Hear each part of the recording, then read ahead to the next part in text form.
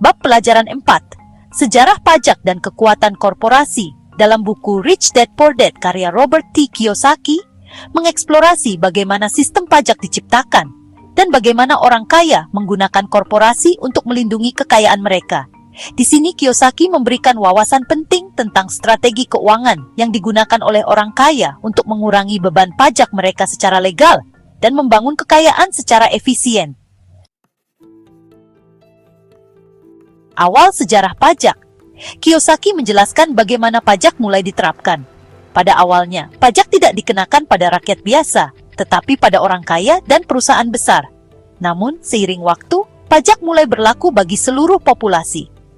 Kiyosaki menyebutkan bahwa pajak seringkali diperkenalkan dengan alasan untuk membantu masyarakat, tetapi pada kenyataannya, pajak seringkali lebih memberatkan kelas menengah dan bawah. Setelah pajak, yang konsep awalnya adalah mengambil dari orang kaya disahkan, kas mulai mengalir ke brankas pemerintah. Awalnya rakyat senang, tetapi rakyat tidak sadar bahwa uang pajak tersebut dibagikan ke pegawai pemerintah dan orang kaya. Pegawai pemerintah menerima uang itu dalam bentuk gaji, fasilitas, dan uang pensiun. Dan orang kaya menerima uang tersebut lewat pabrik-pabrik atau perusahaan-perusahaan mereka yang menerima kontrak-kontrak pemerintah. Ketika siklus pengeluaran pemerintah yang bertumbuh ini terus berlanjut, tuntutan akan uang meningkat dan gagasan mengenakan pajak pada orang kaya sekarang disesuaikan untuk menyertakan kelompok berpenghasilan lebih rendah, yaitu orang miskin dan kelas menengah. Ayah kaya menjelaskan bahwa pemerintah menggunakan pajak sebagai alat untuk mendistribusikan kekayaan, tetapi cara ini seringkali tidak menguntungkan bagi mereka yang tidak memahami cara kerja sistem pajak. Orang kaya yang memiliki pengetahuan tentang keuangan dan hukum menggunakan celah dalam sistem pajak untuk melindungi kekayaan mereka. Kekuatan korporasi. Salah satu poin utama yang disampaikan Kiyosaki di sini adalah bagaimana korporasi memberikan keuntungan besar bagi orang kaya. Kiyosaki menjelaskan bahwa korporasi adalah alat yang sangat kuat untuk melindungi kekayaan dan mengurangi kewajiban pajak. Orang kaya menggunakan korporasi untuk memanfaatkan perbedaan antara pajak pribadi dan pajak perusahaan. Kapitalis sejati menggunakan pengetahuan keuangan mereka untuk menemukan cara agar lolos dari pajak. Mereka kembali ke perlindungan korporasi.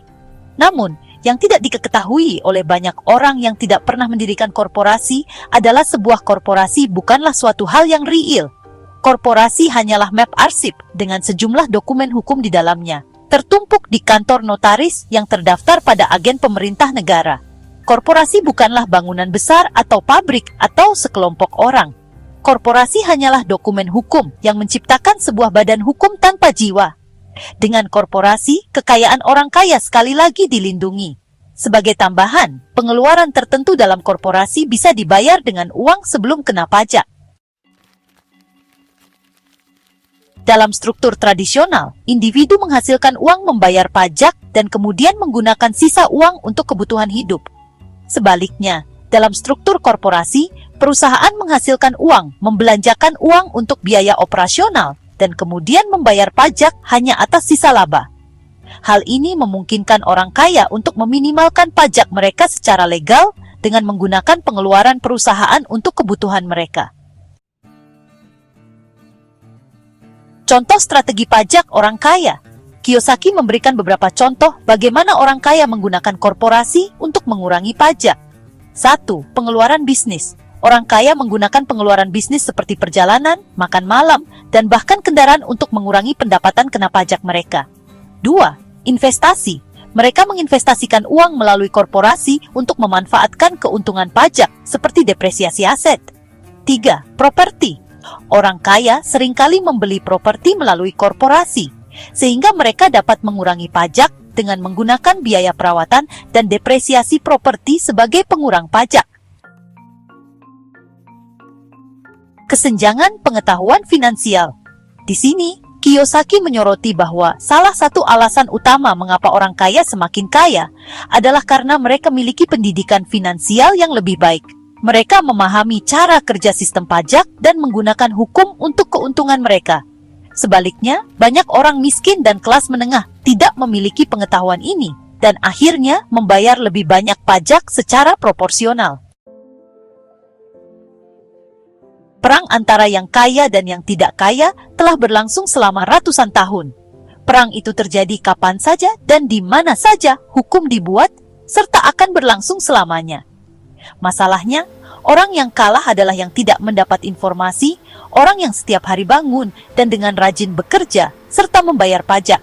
Tetapi tetap saja orang tua selalu menasihati anak mereka untuk bersekolah agar bisa mendapatkan pekerjaan yang aman dan terjamin. Padahal seorang karyawan dengan pekerjaan yang aman dan terjamin, tanpa kecerdasan keuangan, tidak akan memiliki jalan keluar dari kesulitan keuangan yang mereka hadapi. Rata-rata orang di berbagai negara saat ini bekerja selama 4 atau 5 bulan untuk pemerintah, hanya untuk melunasi pajak. Semakin keras mereka bekerja, semakin banyak mereka membayar pajak ke pemerintah. Itu sebabnya Kiyosaki yakin bahwa gagasan mengambil dari orang kaya sebenarnya berbalik menghantam orang-orang kelas menengah dan orang miskin. Ayah kaya menekankan pentingnya melek finansial untuk menghindari jebakan sistem pajak yang memberatkan. Ia mendorong Kiyosaki muda untuk terus belajar tentang hukum pajak dan bagaimana memanfaatkan peluang yang ada. Ayah miskin selalu mendorong Kiyosaki untuk mencari pekerjaan yang baik pada korporasi yang kuat.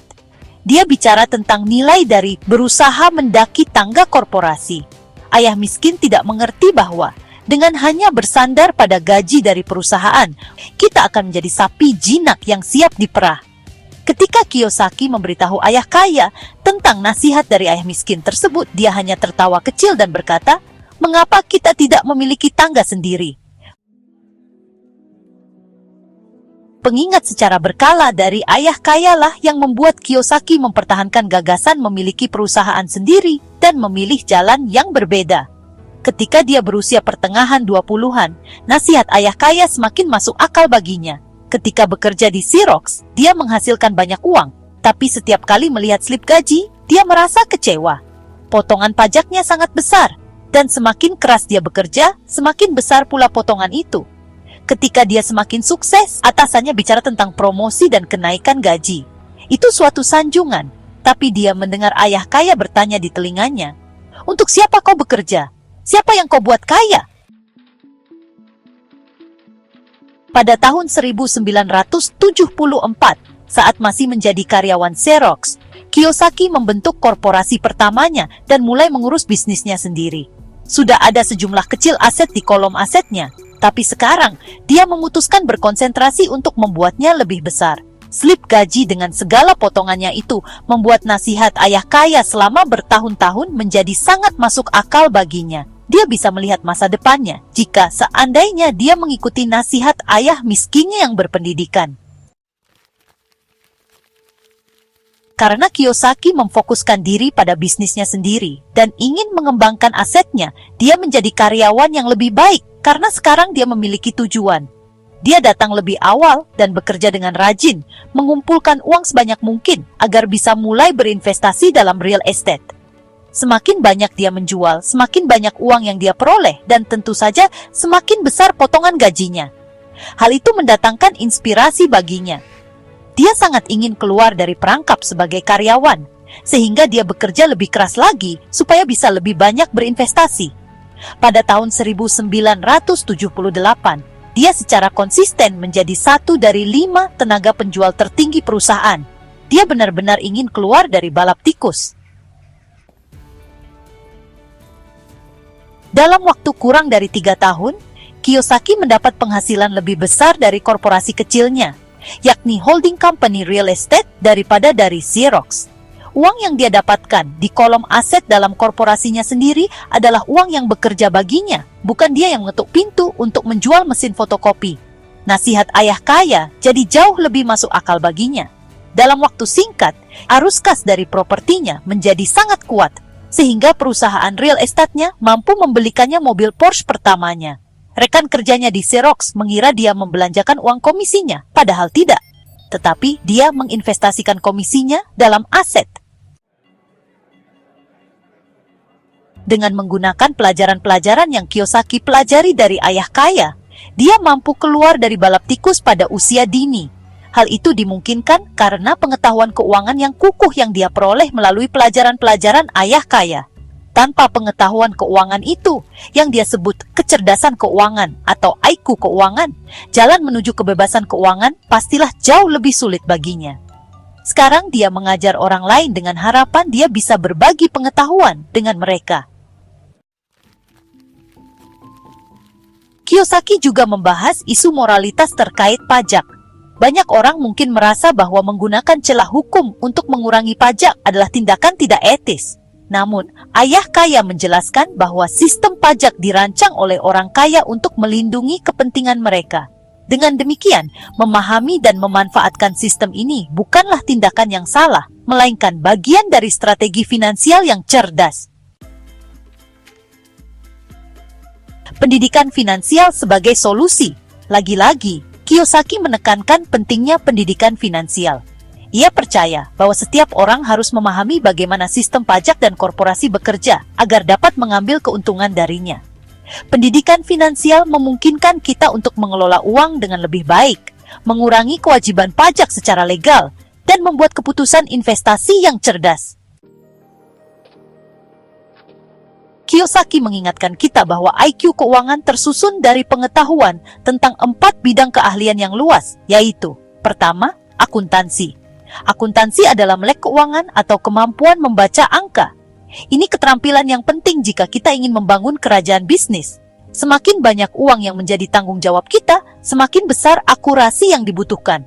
Ini adalah sisi otak bagian kiri, atau detail. Melek keuangan adalah kemampuan membaca dan memahami laporan keuangan yang memungkinkan kita mengenali kekuatan dan kelemahan bisnis apapun.